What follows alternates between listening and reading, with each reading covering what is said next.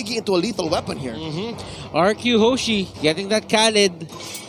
And the Jawhead is their fourth ban onto the side of Burmese Ghouls. That's going to be Akaja. What are the possible bans here for both teams that you're thinking that's possible that they're just gonna come up with?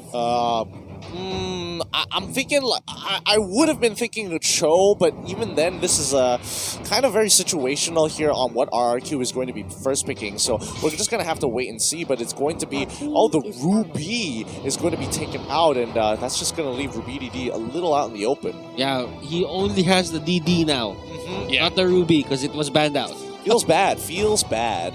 Very much so. Like, I definitely felt like it's somewhat of a good option to replace the Balmond, like, with the Ruby itself, but now they're going back at it once again. Are we going to be having that Balmond in hand, but Burmese Ghouls, they still can go into the gate, couple of all these sort of the high mobility heroes in the form of Ling, which, you know, there was that split push that they tried to pull up, and Albert was definitely annoying to deal against, so no more Ling. They gotta look for something else. But then again, Rrq Hoshi here, banning out the Ruby means they want to give a lot of opportunities or priority to that Khalid. So that only means they might be rotating this whole lineup or this whole draft on the Khalid. Potentially, I mean, they lock in the Harith here, you know, it doesn't matter what Burmese Ghouls pull out, they're going to have some really dominant side lanes, and they're just making sure that they have some wave clear, have some great scaling, and just kind of force Burmese Ghouls to kind of play RRQ's game, where it's keep it in lane, keep it sane, as long as we're going for those 1v1s and small skirmishes, most of the time RRQ should get ahead, unless the Burmese Ghouls emphasize even more on their early game composition, because level 1 is looking real nice for Burmese Ghouls. If through the draft Rrq Hoshi is able to execute that and enforce that kind of gameplay, then yeah, Burmese Ghouls gonna get shut down. We're not gonna see the same way Ace played in game number 1 so quickly, 15 minutes in, even if they were behind. But right now, they locked it in. Hold up, it's going to be a side lane Claude. There's no way that a Hayabusa can share the spotlight with a Claude this way, and for them to both get good amount of farm. And yeah, this is, I believe, the third Rrq of the day. One of them successful, the other not so much, still 50-50.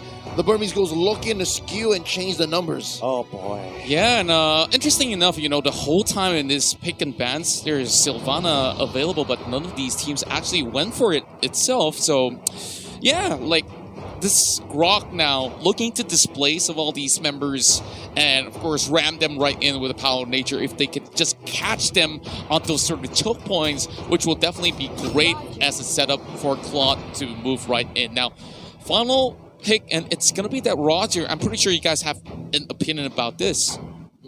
It's great against the Diggy, the Rrq. It can dive as much as possible. And go forever. And one of the things that Rrq Hoshi is thinking about right now is to just stop the game by the time we hit the 12-minute, 14-minute mark, because it... Sensasi minuman baru cuma di Del Monte Popping Boba.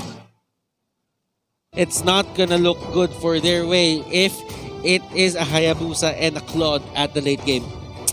Yeah, I mean, their scaling looks so much better in a lot of these situations here, but I mean, RRQ, with the composition that they're bringing out, it's got a lot of ups, it's got a lot of plus points, especially when it comes to the early to mid-game phases. Like, around level 2 and 3, that's when you're going to see RRQ get a little bit more lane dominance and priority. Yeah, and speaking of which, you know, like, we talk about that early game, a late game for the side of Rrq Hoshi.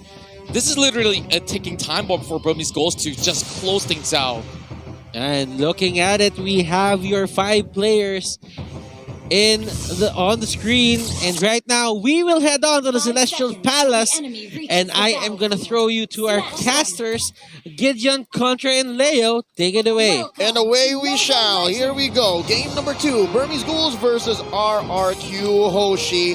Looking at lanes, it looks like this is indeed going to be a tank Khalid on Psycho, and he played that Benedetta yesterday, and it looks like this is a little more sane, a little bit more of a throwback, and they are heavily invading in the purple of BG. Yeah, I mean, they want to abuse Khalid's level 1 here. He goes all the way around. He's got the Concussive Blast as well, so keep note of that. But Ace, he already predicts something that is going to be happening around here, which means that Psycho needs some help. No, unfortunately, no Matilda on his side, but no, now Vin, he goes in, takes a little bit of damage, but he can only target one person at a time. Vin getting the stun onto D, but it's not going to be enough. R7 as well, trying to pick him up, and D on the run. Battle Mirror Image over the wall. They almost caught Psycho out there, but of course, they tried to invest in that Rrq attempt as well, but he's being caught in between. Now having to force a couple of flickers in the early phase itself. They're going to be pulling right back, but still nothing has happened all too much as of yet. Great response though coming from Burmese Goals with the defense. Yep, they saved themselves from the first blood. Could have been close. Literally one more hit from Vin here. Could have been just the down onto D, but let's do note, D is playing from the side lane. It's actually Ace who is the jungler for the Burmese Ghouls, and as similar as it looks from game number 1, especially after they lock in the first phase Diggy, it's actually a very different draft now. Ace gets checked in on by Lemon. Oh no, there's a pullback.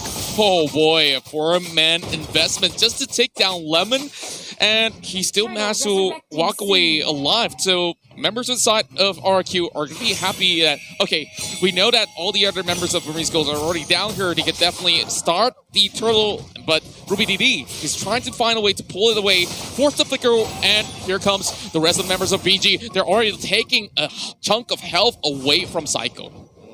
It's tough. I mean, he does have the quicksand guard to regenerate his health back up to full, but again, it's all about those level 4s, and right now, more level 4s on the side of Burmese Ghouls in comparison to Rrq Hoshi, and I mean, at least R7 for one does have the Zaman Force ready to go off, but Rubini just making sure he's being relevant in this game. R7 now going to be dropping the Zaman Force to try to go for the solo kill. Does he get it? Oh!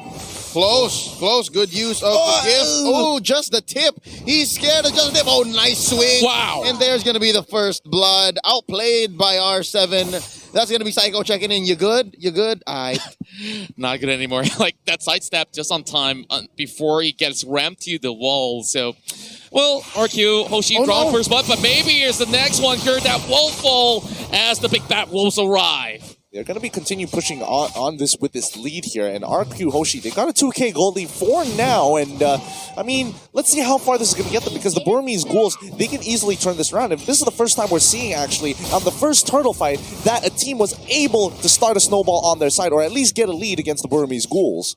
And we talked about how important the early game is for the side of BG, and they're already dropping the ball right now. And, of course, a couple of boots have already been purchased out. R7 going back at it, but Ruby DD already spinning his ult. Zaman Force to chase right in, and Psycho tries to pin him down, but he knows, okay, he's expecting a lot of attention, and he'll draw a little bit more from Rrq. Yep. Kill me once, shame on me. Kill me twice, shame on me. Wait, is that how that goes? Anyway, here we go. The Yogi Shadow kill helps out, maybe knocks out Vin, maybe gonna be revenge killed here by Albert, so it's a 1-for-1, but I think that's something that BG can afford anyways, but the push continues. Here comes Kid with the dash in for free by Ace. Right now, Matilda's been, I mean, Kid has been doing a really good job, especially towards the mid lane of, you know, getting that information and zoning up and allowing maybe to get really aggressive here, because again, this harassment is really abusive. Like, they're just gonna keep on smacking him, circling Eagle as well onto Psycho. How many things do they want to throw at the Khalid, and he still walks away unscathed. Now, of course, going to be having Albert to be able to cover grounds over on towards the mid lane. Demon Hunter sword for D, and the dive sets up. He walks away with so little left. Oh, you hate to see it. You hate to see it. Lemon even bothering to flicker to try and close the distance against D, who did use his Purifier. So regardless, if D gets caught out in the next upcoming fight, he's not going to be able to get out that hard CC that Rrq have dedicated themselves. I mean, they've got the Raging Sandstorm, they've got the Abyssal arrows as well. There's just so many things to worry about. Oh no, Vin gets smashed here by the Guardian's barrier. 1 for Ruby DD here, which by the way is not your traditional Rrq. Look, he is on high and dry. High and dry. Well, it's a little bit of throwback because back then aggressive Rrqs is definitely a thing, but Well, I don't know at this point facing against R7. Is this the Burmese meta invading M2 right now? This is amazing. I suppose, but let's see if it works out. It needs to garner some results. If not, it's just going to be standing there in the water. And Rrq, they want to contest this next. They want to contest this turtle, but can they even get it here? Especially with Burmese ghouls, they're trenched in hard. But yes, they do. They managed to get a steal. 1-for-1 turtles now. Yeah, and not only that, they managed to exchange it with the turret being taken by the side of Rrq. So a little bit of different sort of objective are on their eyes right at the moment. But they blazing duet on towards Lemon. But how long can he last? He will be able to survive, but the rest of Rrq nowhere to be found to be providing assistance, knowing that he does not need any of that. But having more members being sent right through, they are trying to stop the push. Whoa, Sandstorm right hand towards that corner, and time journey has already been popped. Here comes Kit, though, knowing that, okay, we've already called off many of these big ticket elements. That was ridiculous regeneration. I counted, what, 2 or 3 ults dropped by the Burmese ghouls, and Rrq Hoshi was like, okay, let's go. Let's do it again. Quick sand guard and the lifesteal on Lemon, but we almost missed it. Maybe he goes down. What a quick blast by Rrq just to take down the Diggy. I mean, yeah, they can afford it, but it's never good to just lose a hero like that. Circling Eagle right now. Psycho is the target. A few slashes laid down onto Albert, and Psycho, in comes Lemon from behind, but that's going to be a double for free. Ace gets one. The trade onto Kid, and that's going to be Lemon. Reverse time, even in this small pit. That's going to be the flicker out by Lemon. They survive 1 for 2 so far.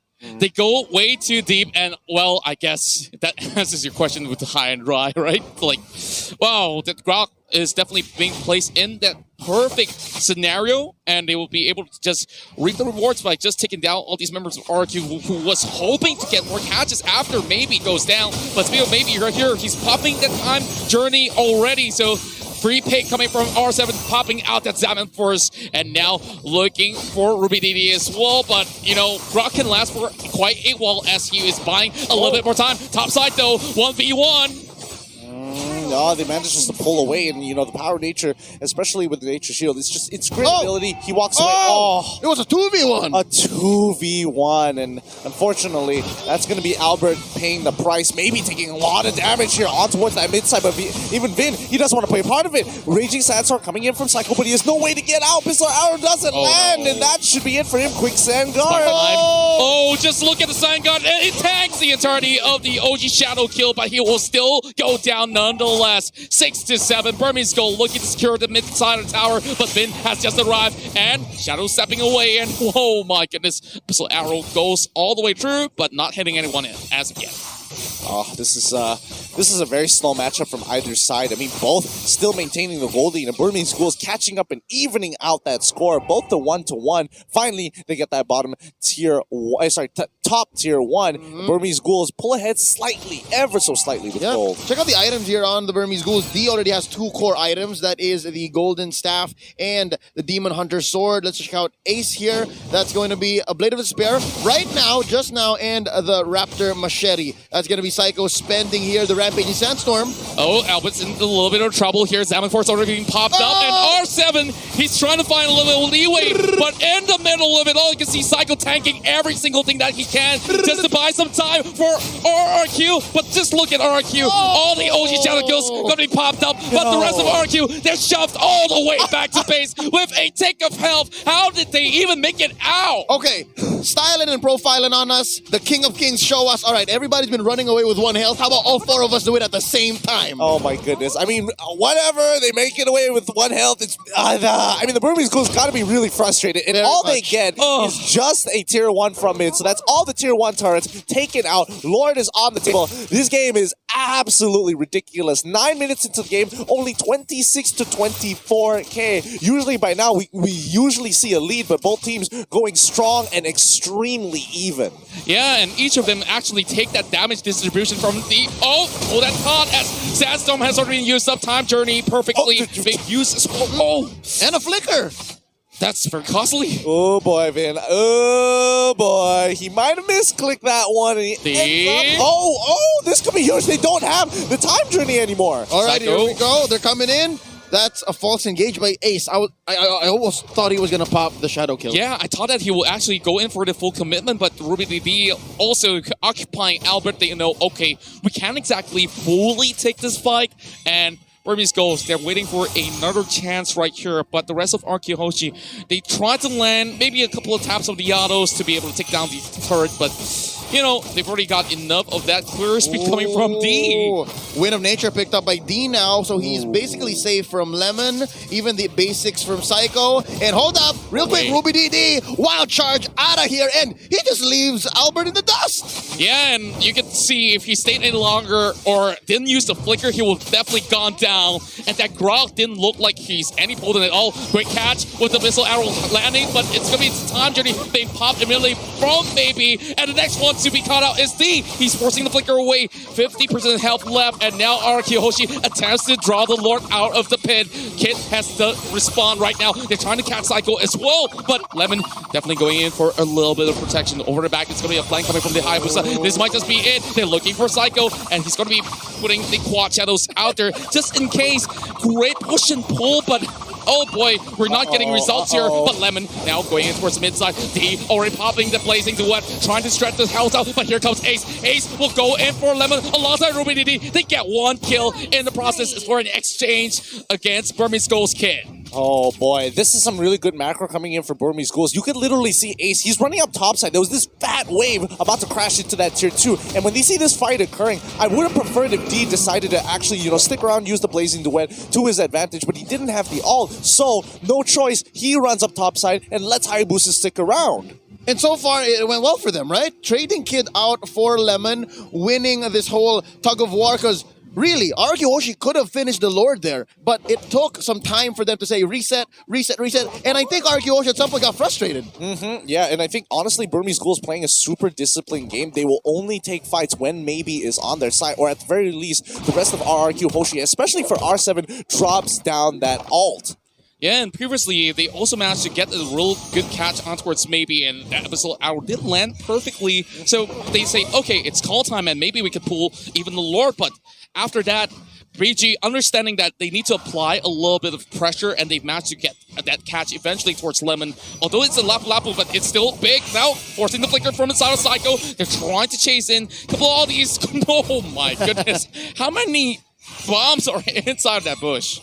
They've stacked up quite a number in there, but at this point, I think Rrq, they're just looking for a macro opportunity to get inside of the Burmese Ghouls. They want to play on the inside, but now Psycho getting caught out. He is gone, and this is going to be the green light for the Burmese Ghouls. Yep. Going the Eagle straight on towards Lemon. He might just be the next one on the chopping block right now with Albert focusing on towards Kit. Same goes towards R7, while Lemon is still Journey!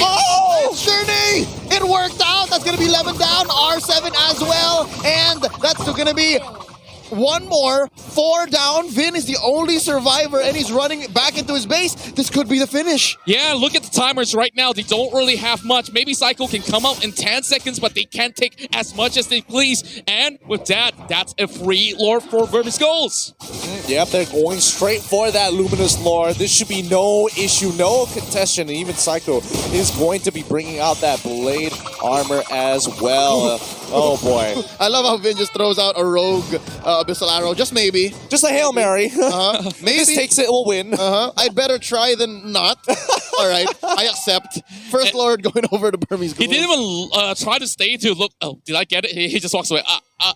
I'll just throw this javelin. Maybe I might score the longest throw from the Olympics. Maybe. Oh boy, it's just one of those situations where cool guys don't look at explosions. If he gets it, he's going to have the best clip of his life. If he didn't, then let's see what happens. Right now, fight about to break out. Yeah, Lemon tries to hold on the front line of the defense for Rrq Hoshi, and there you go. Engagement coming in. Time journey's been popped up, but they're chasing right towards the back though. All these waves coming from the side, and it will be Burmese Ghouls looking to secure one tower up top. They immediately disengage, and they know they've gotten enough. It only takes a little bit of a touch over on towards middle as well as on the bottom to to just open all the inhibs. They need to get on out of there. At least they're abusing the mobility of Ace to kind of just steal away the economy and act like a complete bully, making sure that they don't have any way to kind of bring themselves back from this economic damage here. And Burmese Ghouls, as you can see, they're 6k ahead against RRQ. So RRQ,